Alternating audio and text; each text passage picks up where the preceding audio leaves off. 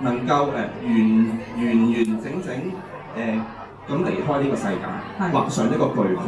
咁呢個有相對嘅，咁就係一個好嘅喪禮。呢個喪禮咧，不論係我哋成日都講豐儉由人啦，即係你中意揀嘅又得，你中意做好豐盛嘅又得，因為唔同嘅人有唔同嘅需要嘅。咁有啲人佢可能真係覺得從簡就成為咗佢本身，即係佢覺得 OK 嘅，佢就已經係佢想要嘅啦。咁但係有啲人屋企佢可能真係需要一個過程啊，或者以前我可以分享一個我做嘅一個 case 嘅經歷咁樣樣。咁就喺我哋唔知有幾多人有睇過《破地獄》呢套戲啦，係咪？係啦，咁破地獄呢個儀式咧，其實好多人都而家嚟到呢個年代，好多人都覺得係一個儀式咯，喪禮度會見到嘅一 part 咯咁樣樣。咁但係其實咧，我哋呢啲咁樣嘅傳統嘅儀式咧，其實係一個我都可以話係我哋古代嘅哀傷治療嚟嘅。因為佢其實每一 part 咧都係做緊一啲嘢，就令到嗰個喪家，即係佢喪親嘅人咧，經歷過呢個過程之後咧，佢可以喺情緒上面啦，或者喺哀傷上面咧，就得到一個釋放。例如我有一個 case 咁樣，我做嗰個 case 因為佢個家人咧係都好傳統嘅，我哋叫做圍村人。即係圍村人好傳統啦，我哋。咁佢哋咧有一 part 咧，我哋用嘅嗰個流程有一 part 我哋叫做過橋，即係攞個金條嘅金銀嘅紙橋出嚟啦，然後攞住個祖先牌位，一個先人嘅牌位啦，然後佢哋就全個家人就排住隊，咁就抽住佢哋咁過啦。咁其實咧途中咧佢哋要不斷咁嗌邊個過橋咁樣樣㗎啦，咁嗱我師傅就喺隔離咁嗌。咁個傳統嘅一個圍村嘅家庭咧，佢哋好着重呢一 part 嘅。佢哋咧就全村人咁就算唔係佢嘅親人咧，都排埋落條拉個尾嗰度跟埋佢話嗌過橋啦咁樣樣。咁佢哋嗌完呢個流程之後，你又真係覺得佢哋舒暢咗喎，即係佢哋冇咁哀傷喎咁樣。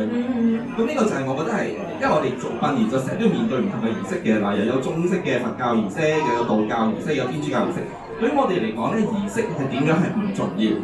重要就係在於嗰個生人佢喺呢個過程當中，佢有個經歷，有嗰個沉澱，有嗰個領悟，佢做咗嘢。亦都可以用佛教嘅一個詞語啦，佢成日都講身與意。佢好多時候咧，我覺得一個人佢點去轉化自己咧，我哋要有身體上面行為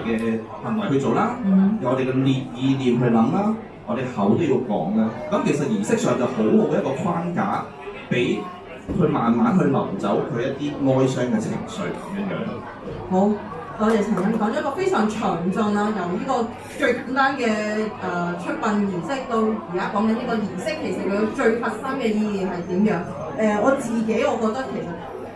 作為一個有出席過殯儀嘅儀式嘅人嚟講，我覺得好老實講啦，我都好直接講嗰句就係、其實經歷住呢個過程嘅有感覺嘅人咧，都係生人。即係我哋其實喺教裏面，其實經歷嘅過程，我哋做過嘅儀式、講嘅説話，或者陳列出嚟嘅嗰啲擺設上面寫啲乜嘢名，其實都係對於生人嚟講係一個呼應，係我哋要見到呢啲東西嚟嘅。雖然我哋非常即係希望先人即係瞓喺嗰位、放喺度嗰位係可以感受得到，但係其實真係 visualize 真係體驗嘅生人係比較好。我想喺度想問一問，即係為咗我哋呢個場合啦，同志嘅場合，其實好多同志都好擔心一件事，就係其實會唔會有一啲咩環節咧？我係可以真係企硬寫清楚，我係要點樣嘅形式去做，去減少嗰種例如性別稱呼啊，我同我伴侶點稱呼啊？到底應該要嗌先生小姐啊，定係啲直接嗌佢原名啊？定係我應該嗌佢老公老婆啊、另一半啊、他的愛啊、伴侶啊？即係呢啲咁樣嘅細節嘅位，我哋有幾時係可以 mention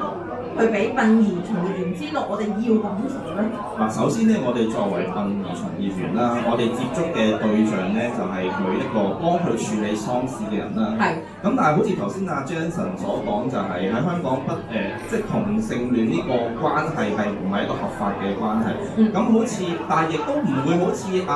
破地獄嗰套戲話我係佢老公，係我先有資格幫佢去做喪禮㗎咋。咁呢件事其實一啲都唔係嘅。喺我哋嘅行內咧，好多時候就係邊個揸住私人嗰張身份證，佢俾錢，